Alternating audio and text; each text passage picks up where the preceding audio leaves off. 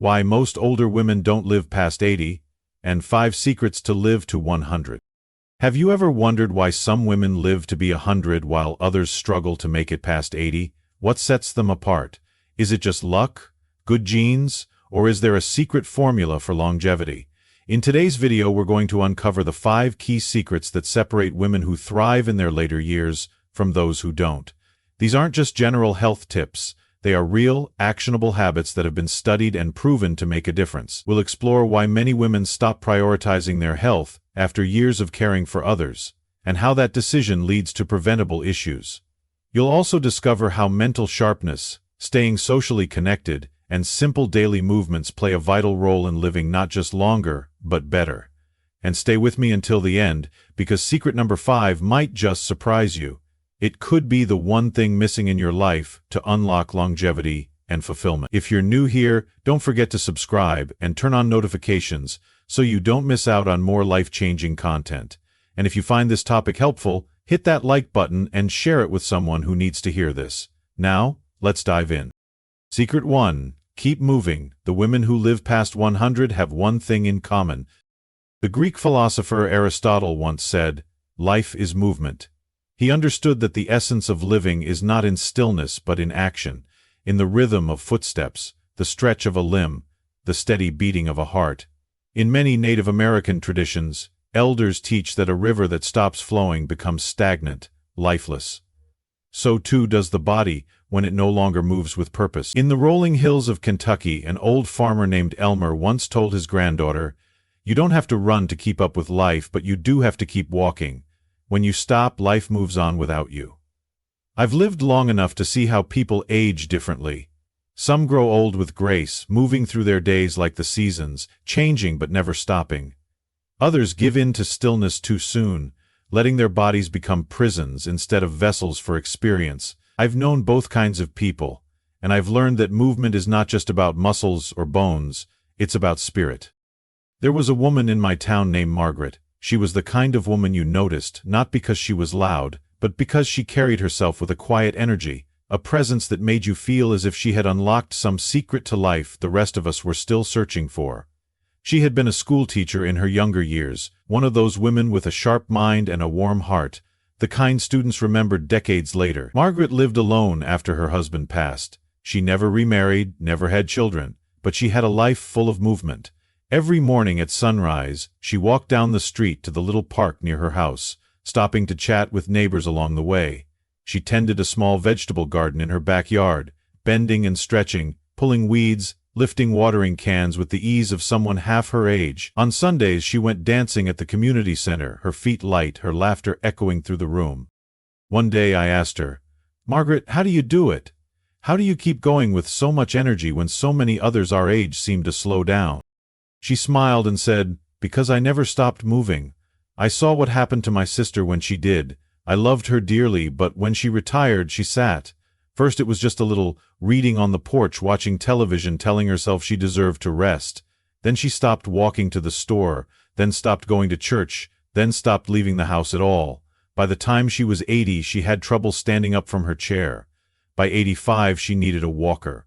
By 90, she was in a bed, looking out the window at a world she no longer felt a part of. She was still alive, but she had stopped living long before she left this earth." Margaret paused, looking out at the morning sky.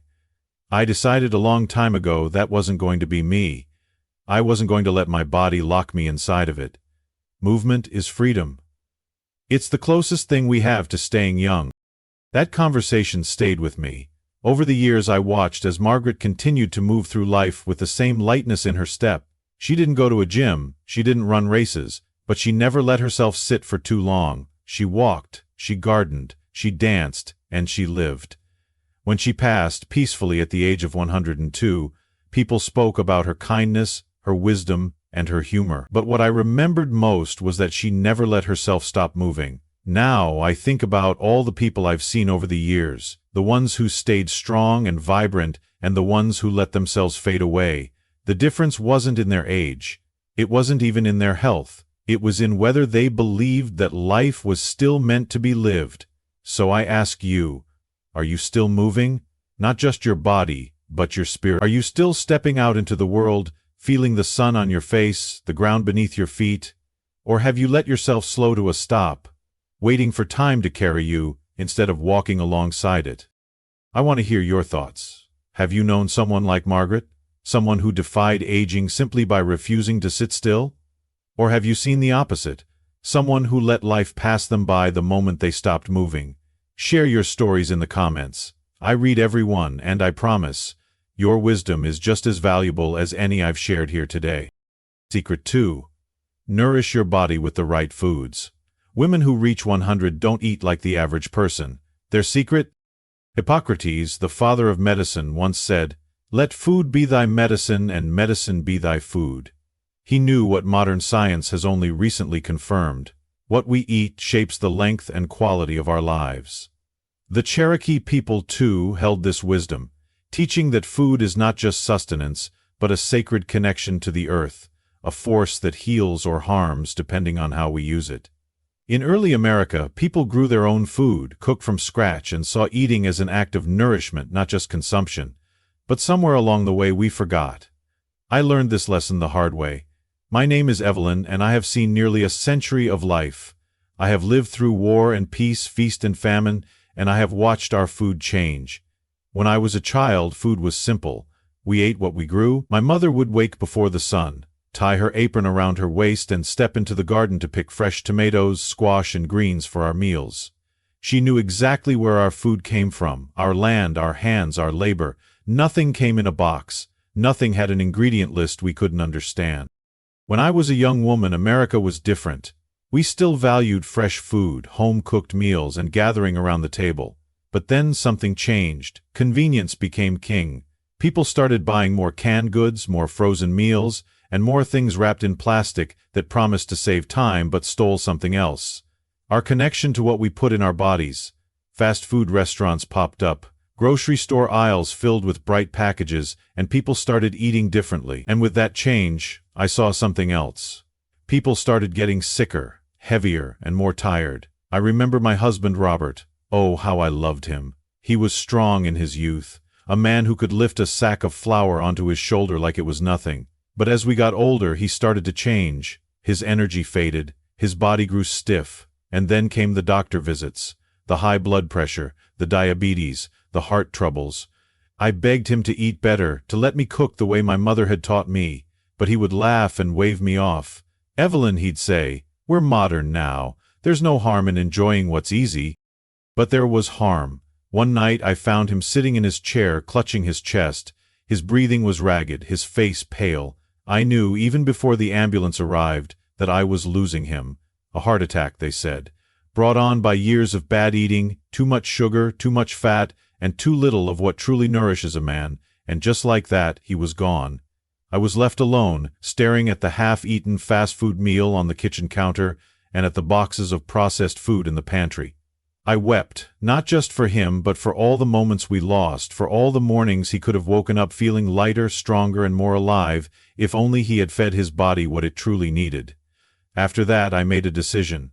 I would not go down the same path. I returned to the ways of my childhood. I filled my kitchen with fresh produce, with whole grains, with simple, nourishing meals. I stopped eating things with labels I couldn't pronounce. I cooked just as my mother had, and do you know what happened? My body thanked me.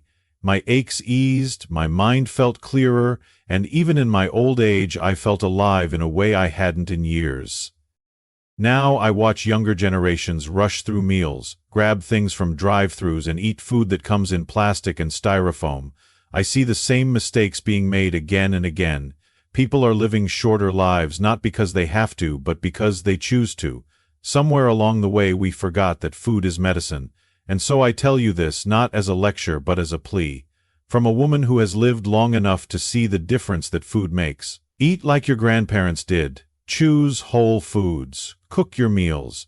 Treat food as the sacred gift that it is, not just something to fill your stomach. Because your body is listening. Every bite you take is either helping you or harming you. What about you? Have you seen the impact of food on your own life, on your health, on the people you love? Have you felt the difference when you eat well, when you nourish yourself the way nature intended? I want to hear your stories. Share them in the comments because your wisdom matters just as much as mine. Let's remind each other of what we once knew, before it's too late. Secret 3. Keep your mind sharp and engaged. Aging well isn't just about taking care of your body, it's about keeping your mind sharp. The longest living women never stop learning. Socrates once said, "An unexamined life is not worth living." The great thinkers of history understood that the mind is like a blade. It must be sharpened constantly or it will grow dull. The Cherokee people, too, believed that wisdom was a fire that must be fed with new knowledge and stories or it would flicker out. In early America, elders were not just respected for their age, but for their ability to guide the young with sharp minds and steady hands. But today I see so many people my age closing their minds, shrinking their worlds. And that, I believe, is the real tragedy of growing old. Let me tell you about Eleanor. Eleanor and I grew up together. She was my best friend, my partner in childhood adventures, my sister in everything but blood. We used to sneak into the town library as girls, staying long past the time we were supposed to be home, reading about places we'd never seen, ideas we'd never heard before. She was the smartest person I knew, always asking questions, always hungry to learn. But life has a way of pulling people in different directions. Eleanor married young, had children, and settled into a life of routine. I did too, for a while. But where I kept reading and learning, she started saying, "Oh, I don't have time for all that anymore." She stopped reading books and going to the library. When her kids left home, she filled her time with television, with habit, with days that looked the same as the ones before them. At first I didn't think much of it, but over the years I noticed something. Eleanor's mind, once so sharp, started to soften. She forgot things easily. She struggled to keep up with conversations. She no longer had opinions on the world, no longer debated the way we used to when we were young. It was as if, the moment she stopped feeding her mind, it started to shrink. One day I visited her at her home. She looked at me and said, "I don't know how you do it, Ruth. You still remember everything, and still have that spark in your eyes. I feel like my mind is slipping away."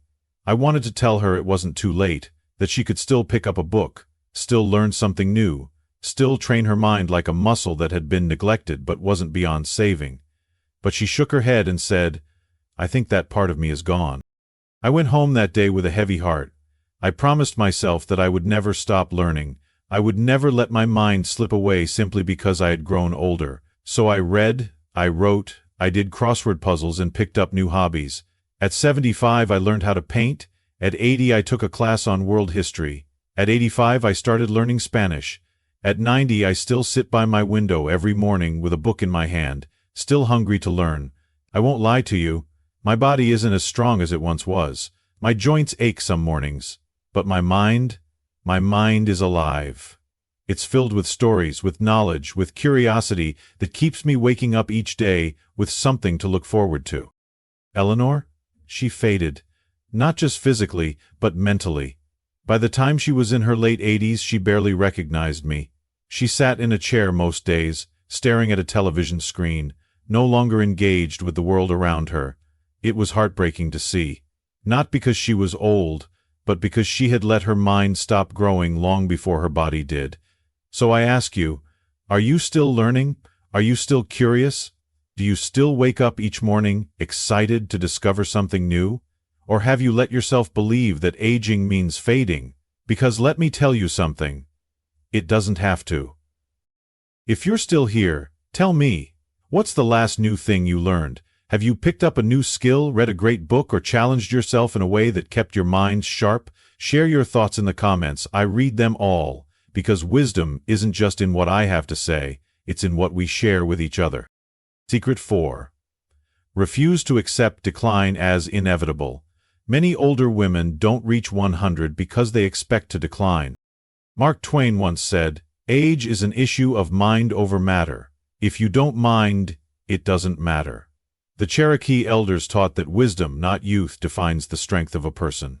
In early America, pioneers didn't retire from life because they grew older. They adapted, found new ways to contribute, and kept their hands and minds busy. Yet today, too many people believe that aging means stepping aside, fading away, becoming less. I refuse to accept that, And if you're wise, you won't either. Let me tell you about someone who proved that decline is only inevitable if you allow it to be. Her name was Lillian.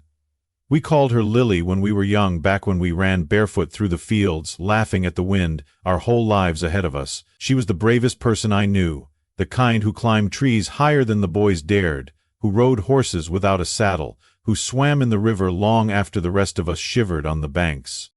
Time passed. We all grew older, but Lily? She refused to let age steal her fire. At 60, she took up hiking. At 70, she started painting. At 80, she learned to play the piano, her fingers stiff but determined. People called her inspirational, but she laughed at the word. "I'm just living," she'd say. "What else am I supposed to do?" Then came the accident. She was 85 when she fell. It was a bad one. Hip shattered, leg broken. The doctors told her she would likely never walk the same again. "You'll need assistance," they said. "It's time to take it easy." Most people would have nodded, accepted it, and sunk into a chair for the rest of their days, but not Lily. The first time I visited her in the hospital, she was propped up on pillows, face pale but eyes burning bright. "They think I'm done," she said, voice sharp as ever. "They don't know me." Recovery was slow and painful. She had to learn to move all over again. But she did it. Every day she pushed herself a little further, first with a walker, then a cane, then nothing at all. By 87, she was back to walking in the park. By 90, she was dancing again, and when she turned 95, she stood in front of all of us at her birthday party, raised a glass, and said, "Don't let anyone tell you what your body can or can't do. That's between you and your willpower."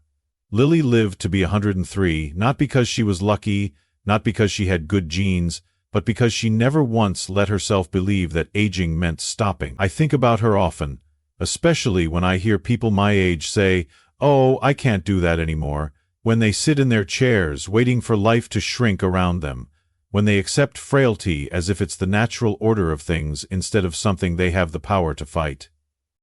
And that's what I want you to think about right now. Have you ever told yourself that you're too old for something? Have you let the world convince you that decline is just part of the deal?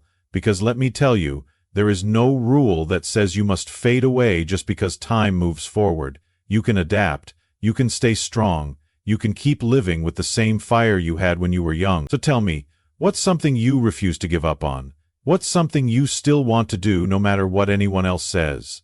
Share it with me in the comments. I want to hear your stories. Because if there's one thing I know for sure, it's this: age only wins if you let it.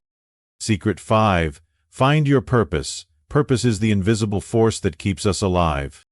The great American writer Mark Twain once said, "The two most important days in your life are the day you are born and the day you find out why." The Cherokee people believed that every person was given a purpose at birth, a reason to walk the earth. In early America, elders were never seen as burdens. They were the wisdom keepers, the storytellers, the guides. But somewhere along the way, society started telling us that when we reach a certain age, we no longer have a purpose. That's a lie, and I should know. I almost believed it myself.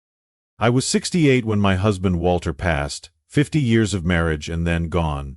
One minute we were sitting on the porch drinking coffee, and the next I was standing at his funeral, hands shaking, wondering what I was supposed to do next. Our children were grown, our grandchildren busy with their own lives.